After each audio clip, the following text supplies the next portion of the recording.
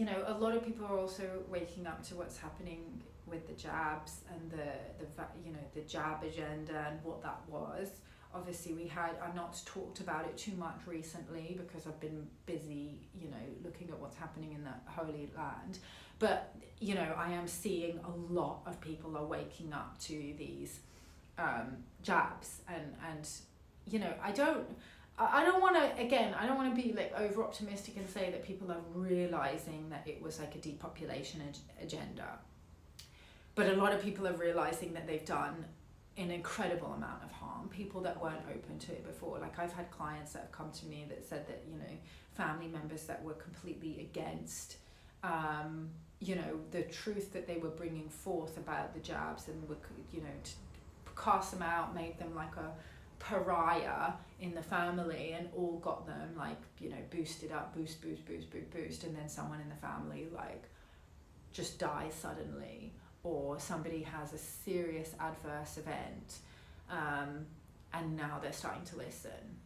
And that's been happening for a lot of people. I'm seeing also a lot of people, and this is obviously and this is what I do think that this was very intentional, that we're seeing a lot of people, you know, we're losing a lot of people from like very accelerated turbo cancers, and a lot of people haven't made the direct link between the jabs and the turbo cancers, but hopefully the more the truth comes out, that link will start to be made more and more. If you want to know more about, I recommend you follow Dr. John Campbell, who is a PhD nurse, and he has been analysing all the data since 2020. And he started off like, he got it in the beginning, and then he started looking at the data and he's like, something's really not right here.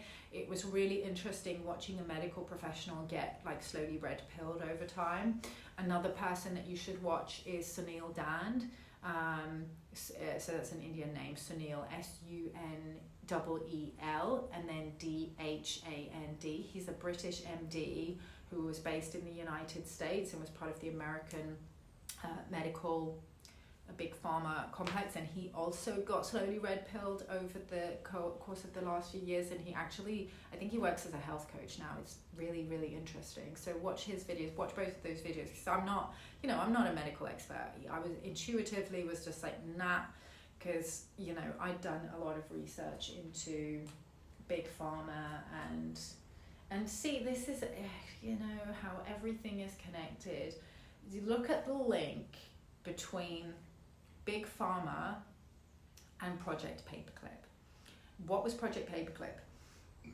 Project Paperclip was basically where they made a deal with a bunch of Nazi scientists who had been experimenting on people who were detained in the concentration camps, mostly Jewish, but also, you know, Jehovah's Witnesses, communists, disabled people. They had all kinds of people interned in the concentration camps, and the Holocaust did. They were experimenting on people, and instead of, you know, putting them into, you know, jail or death sentence or whatever it was, you know, Nuremberg I think was death sentence.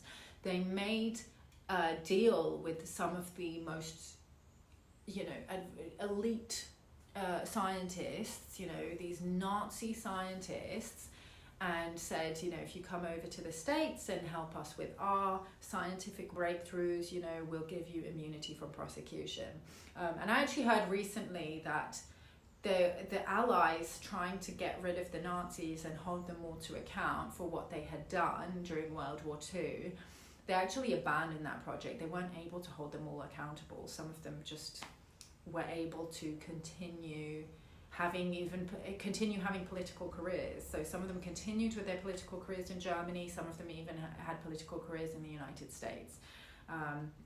But yeah, look at the links between Big Pharma and Project Paperclip with these Nazi scientists, okay? Because these Nazi scientists were eugenicists. So if you think that there hasn't been like a depopulation agenda that's infiltrated Big Pharma, then you're very naive, is all I can say. So, you know, I mean, though, like Indigenous people and people from a colonized identity, I think we tend to be a little bit more skeptical because we've seen how pharmaceutical companies will use our people. Like in India, they use like tribal girls as guinea pigs and killed loads of them. They did it in Kenya as well, the Bill and Melinda Gates Foundation.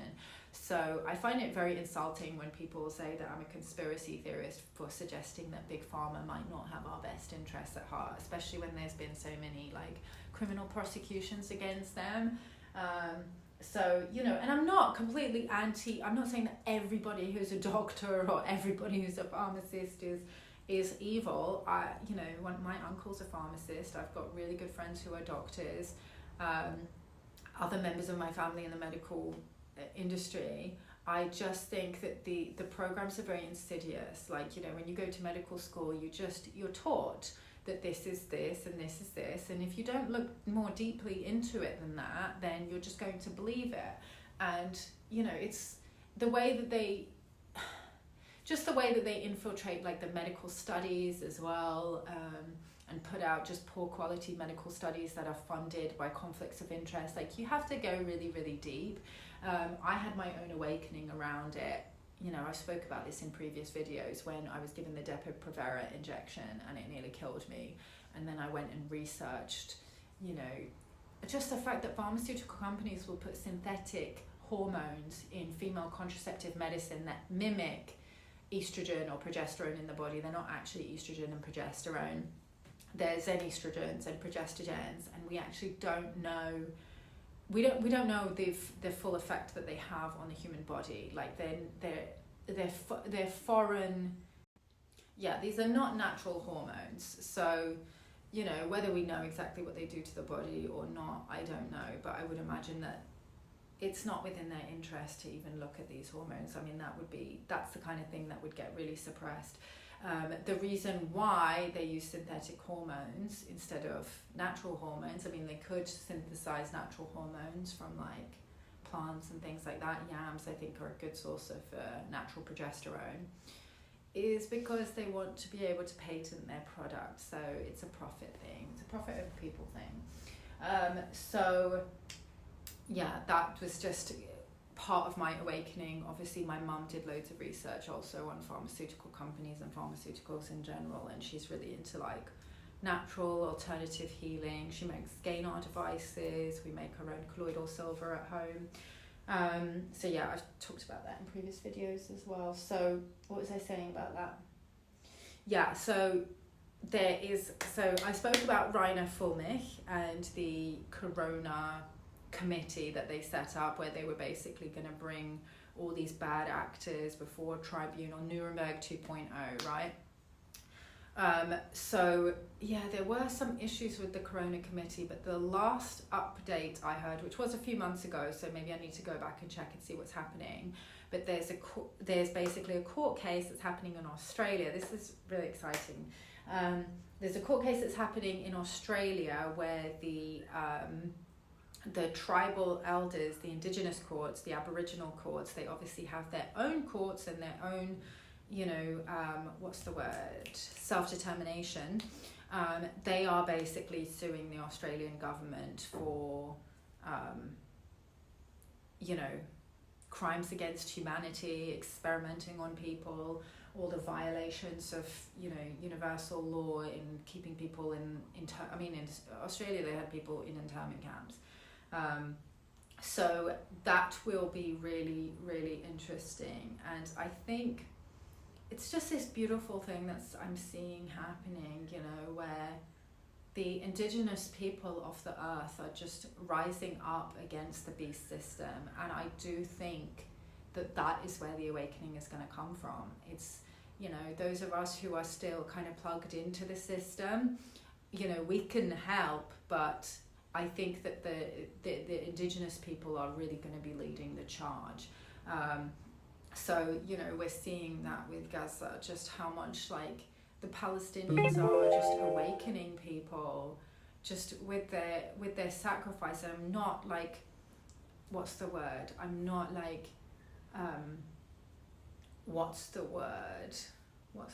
I want? I'm not glorifying their sacrifice or like glorifying martyrdom. I understand the concept of it, because definitely when we were going through the whole jab agenda, I was just like, this is the hill that I will die on. Like, they will have to kill me before I take that thing. No one is going to violate my sovereignty.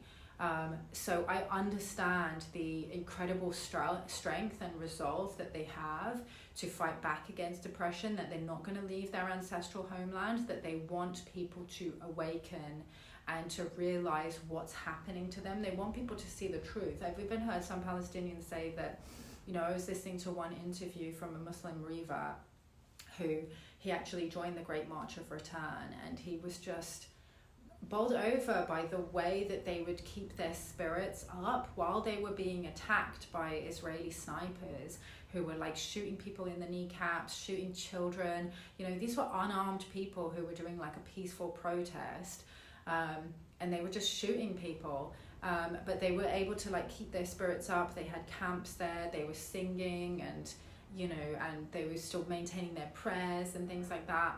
And he was just like, I don't know, like, how do you have so much like strength and faith and belief, you know, in the face of like so much brutal, like decades of occupation? And, you know, they credited it all to God, like all glory to the Most High. Like, definitely, I've never been through anything like that. I can't imagine how painful it must be. And I'm, you know, I know that they're deeply, deeply suffering. I've made friends with people who are in Gaza right now, who I speak to, you know, regularly in the DMs, and I know that they, you know, I don't want to say that they're like so resilient, and you know, they're struggling just like anybody would in such unimaginable circumstances, but at the same time I can see also that their strength in God is giving them like a strength that I've never witnessed before. And you know, again, what we're going to talk about in the 12 Tribes webinar, these ancient bloodlines that go back to the times of Ishur. Some of you know him as Jesus. That's not his name. His name's not Yeshua either. It's Ishur. That's the Aramaic version of his name, or Isa in Arabic. Yeshua, Isa are just translations of his original name, which was Ishur. They go back to the original followers. They are the ancient Essenes. They are the descendants of them. They are the original tribe of Judah, many of them. Not saying all of them. They're a combination. We'll talk about this in depth, and I'll show, you know, like the genetics and, you know, the cultural legacy as well. But just a teaser, many of you know this anyway. They were the original tribe of Judah, and the Canaanites, and the Philistines, which is why they're still called Philistine, and the Natufians. They've even shown genetic markers that trace them back like 10,000 years ago to the Natufians, who were the original farming communities in the Levant region. So they are indigenous. Okay, I'm not saying that the Jews that went into exile, there were some Jews who can trace their ancestry back to the Levant as well. Not all of them though. Ashkenazis, no. We're going to talk about that as well.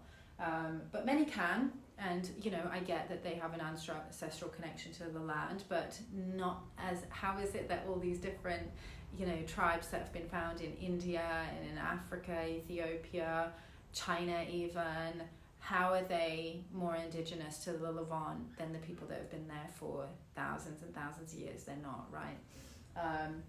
So yeah. Hi loves, that was just an excerpt from my full-length Ascension update. If you like what you heard and you want to watch the whole video in full, it's like 1 hour, 10 minutes, click the link in my bio. Mwah.